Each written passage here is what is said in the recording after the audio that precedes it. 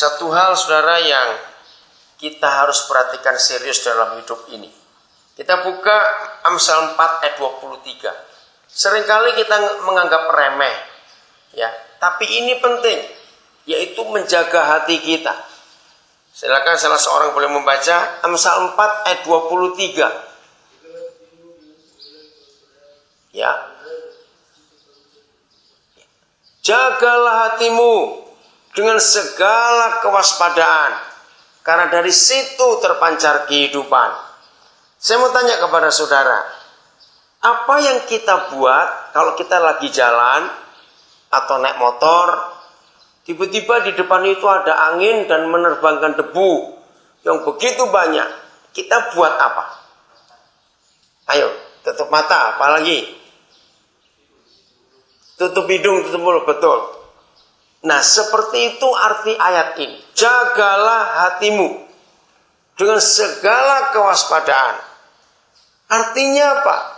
Begitu ada kotoran-kotoran yang terbang di depan kita, yang penting kita jaga bukan cuma mata, hidung, dan mulut kita tutup, tapi hati ini.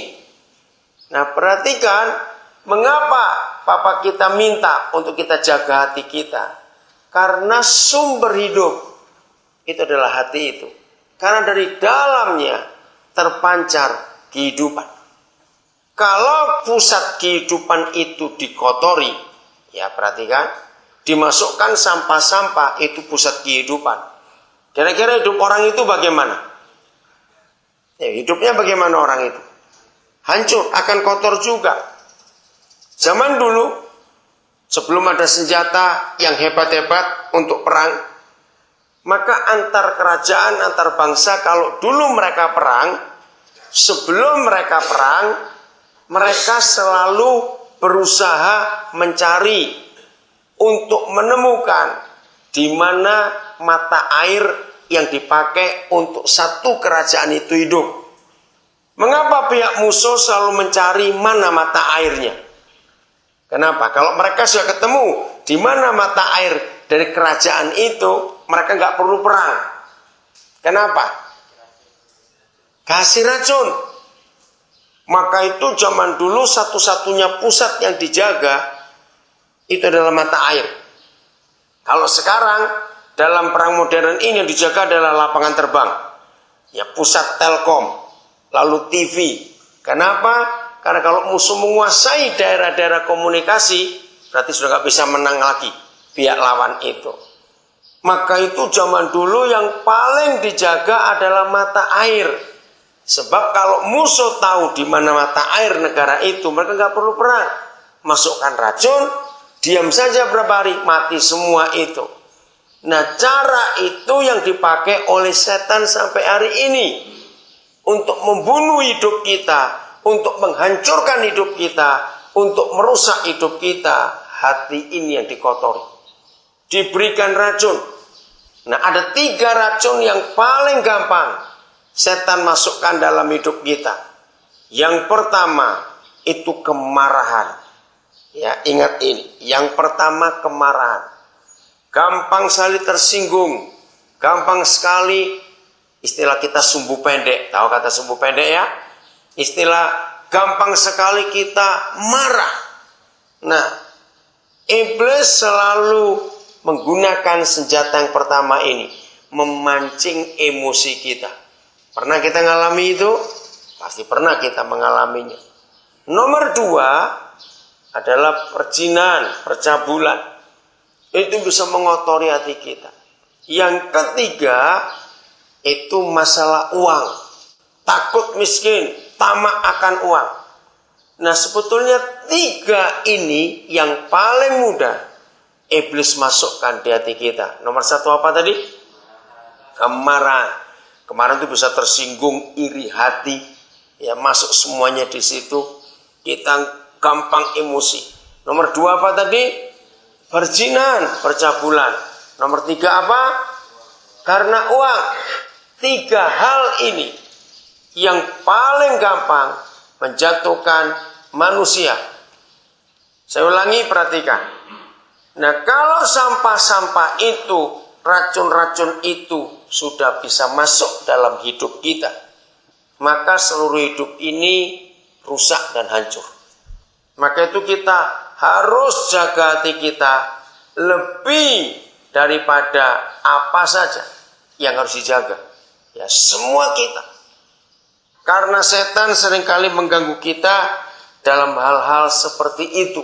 Paling gampang. Baru hal-hal yang lain. Nah, kalau kita tidak bisa menjaga hati kita terhadap 3 hal itu, maka masa depan kita pasti hancur. Masa depan kita pasti rusak. Mari kita buka ayat itu. Injil Markus pasal yang ke-7. Mulai ayat yang ke-21. Mengapa hati kita harus dijaga? Saya akan baca. Sebab dari mana? Dari dalam. Dari apa? Hati orang. Nah, ini dia. Sebab dari dalam, yaitu dari hati orang, timbul berapa macam pikiran? Segala pikiran. 1, pikiran apa? Jahat. 2, apa? Percabulan. 3, apa? Pencurian. 4, apa? Pembunuhan. 5, perzinahan. 6, keserakan. 7, kejahatan. 8, kelicikan. 9, hawa nafsu. 10, iri hati. 11, hujat. 12, kesombongan. Terus yang ke-13, kebebalan. Nah, ayo kita baca sama-sama 23-nya. 1, 2, 3. Semua hal-hal jahat ini timbul dari dalam dan menajiskan orang. Jadi gampang sekali sebetulnya untuk menjaga hidup supaya tidak bersalah atau berdosa.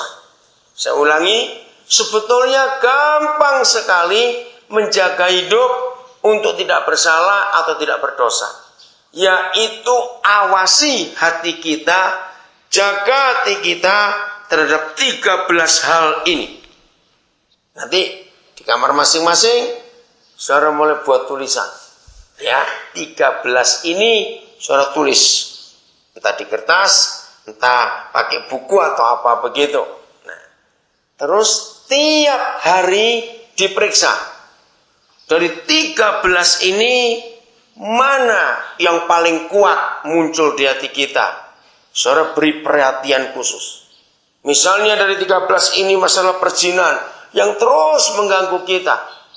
Kita minta kekuatan dari Roh Kudus untuk kita lawan hal itu. Apa saja dari 13 itu? Iblis selalu ingin mengganggu kita, ingin mengotori hati kita, ingin menghancurkan masa depan kita dengan hal-hal itu. Apa yang kita pelajari dari Markus 7? Saudara, ternyata apapun kesalahan yang kita buat, besar maupun kecil, ternyata bukan dari luar penyebabnya, tapi dari dalam. Maka itu kita tidak bisa berkata, aku berdosa, aku berbuat zina, aku membunuh, aku mencuri, karena orang itu. Karena orang itu. Tidak. Semua itu dari dalam hati kita. Kalau yang dari dalam ini kita bisa kendalikan, maka hidup itu jadi gampang. Nah, inilah sumber atau penyebab dosa. Ingat waktu Adam ditegur oleh Bapa di surga pertama kali dia berdosa. Dia jawab apa? Kenapa kamu makan buah itu? Dia ngomong apa? Karena perempuan itu. Bukan. Walaupun Adam disodori apa saja, kalau dia tidak mau, kalau dari dalam hatinya gak ada kerasukan, gak ada kerakusan, gak mungkin dosa itu ada. Jadi semua perbuatan jahat itu bukan dari luar, tapi dari dalam hati kita. Saya beri ilustrasi begini. Saudara-saudara ingin minum, terus ambil gelas yang kelihatan bersih karena gelasnya tertutup, ya. Tiba-tiba ketika saudara isi air, terkejut, keruh air itu. Padahal airnya bersih. Kenapa bisa keruh air dalam gelas itu? Karena gelasnya kotor. Kita tidak lihat itu. Bukan airnya yang salah, gelasnya tidak bersih. Nah,